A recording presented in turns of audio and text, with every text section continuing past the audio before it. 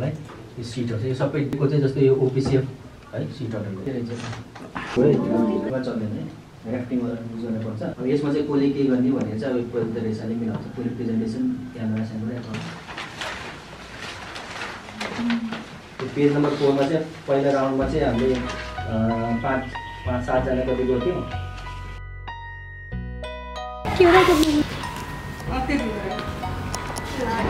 याद गर्नुपर्छ थाहा पाउनु भयो नि। अनि एउटा यस्तो भनेको यसो विचार गर्नु होला, लाइन गर्नु होला। भिजा चाहिँ एकदम धारिलो चाहिँ खोलाको साइडमा काट्ने मन्डा भयो। मन्डाबाट चाहिँ यसले दाँतले फोडेर निस्किन्छ, जुन चाहिँ दाँत हराउँछ पछि। सानोमा चाहिँ हुन्छ, पछि हराउँछ। त्यसपछि यो चाहिँ बढ्छ कि सबै समेट्नु सकिँदैन नि। स्ट्रोम भनेर भनिन्छ कि इङ्ग्लिसमा है, बुझ्नु भयो नि। अनि फिमेल मेलको चाहिँ होइन पोथी भालेको चाहिँ खाने छ है कचरा भनेको के हो, त्यो नै भएको छ। अघि खेततिर पनि पाउँछ भनेर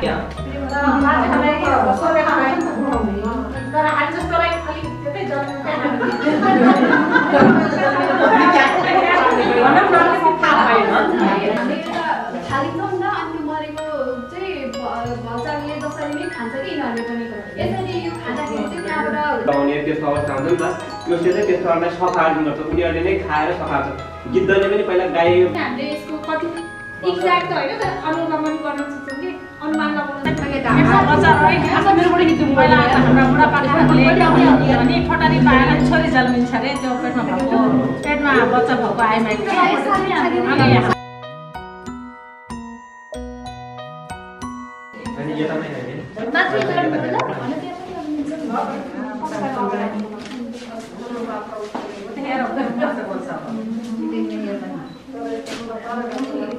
Itu